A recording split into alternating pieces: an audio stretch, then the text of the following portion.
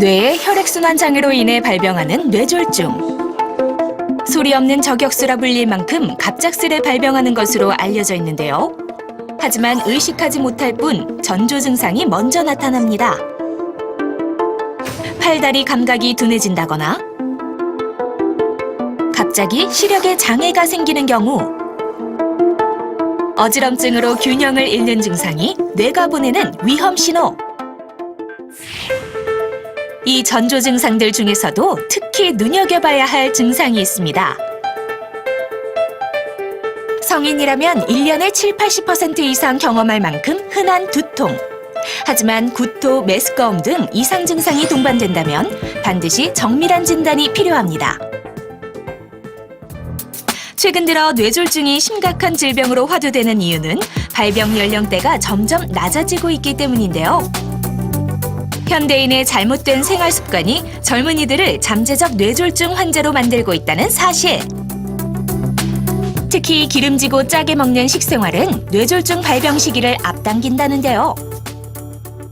기름지고 짜게 먹는 식생활 습관은 뇌졸중 발생 위험성을 크게 증가시킵니다.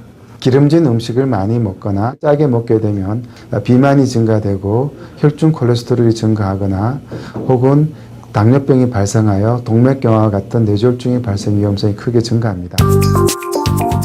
소리 없이 찾아오는 무서운 질병 뇌졸중의 피해를 줄일 수 있는 방법은 무엇일까요? 뇌졸중이 발생하였을 때 가장 중요한 것은 뇌졸중을 적절하게 치료할 수 있는 의료기관으로 가능한 빨리 오시는 겁니다. 뇌졸중이 대부분을 차지하는 허혈성 뇌졸중일 경우에 4시간 반 이내에 정맥혈전 용해제인 TPA를 투여하면 뇌졸중 환자의 장애를 줄일 수 있기 때문에 대한뇌졸중학회 및 세계뇌졸중학회에서 정맥혈전 용해제 투여를 권고하고 있습니다. 이와 같이 초기 뇌졸중 치료를 잘 하는 것이 뇌졸중 환자의 외후를 개선시켜 줄 수 있습니다. 정국 씨 물리치료 잘 다녀오셨어요? 5월 초 뇌졸중 진단을 받은 정헌국 씨.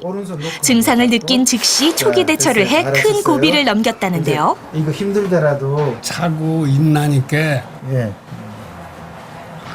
폭 실어졌지요. 앞으로 왼쪽을 손을 짚으니까 힘이 하나도 없어갖고 또 실어지더라고. 두 번째 만져보니까 이거 건성이요. 그냥 아무 힘도 없어.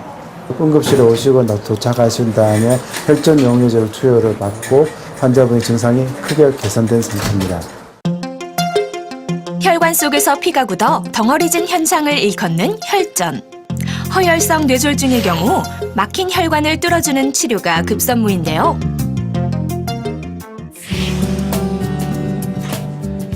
혈관 안에 기구를 직접 침투시켜 좁아진 혈관을 뚫어주는 치료 방법과 혈전 용해제를 투여해 혈전을 녹이는 치료법이 있습니다. 최근엔 뇌졸중 치료제에 대한 보험 확대로 환자들의 부담을 덜 수 있게 됐는데요. 하지만 병을 치료하는 것만큼이나 중요한 게 미리 예방하는 것일 텐데요. 관련 학회에서는 뇌졸중의 위험을 알리고 예방법을 인식시키기 위해 매년 캠페인 활동을 벌이고 있습니다. 뇌졸중은 예방이 가장 중요하고 또한 응급치료가 매우 중요한 질환입니다. 따라서 저희 학회에서는 일반 국민들이 효과적으로 뇌졸중을 예방하고 그리고 뇌졸중이 발생하였을 때 적절한 응급치료를 받을 수 있도록 적극적인 활동을 하고 있습니다. 뇌졸중을 막기 위한 첫 번째 수칙. 나트륨 과잉 섭취는 고혈압을 유발할 수 있기 때문에 싱겁게 먹는 습관이 중요합니다. 두 번째는 규칙적인 운동을 통해 몸속 콜레스테롤 수치를 낮추는 것인데요. 무리한 운동보단 산책, 맨손 체조 같은 유산소 운동이 도움이 됩니다.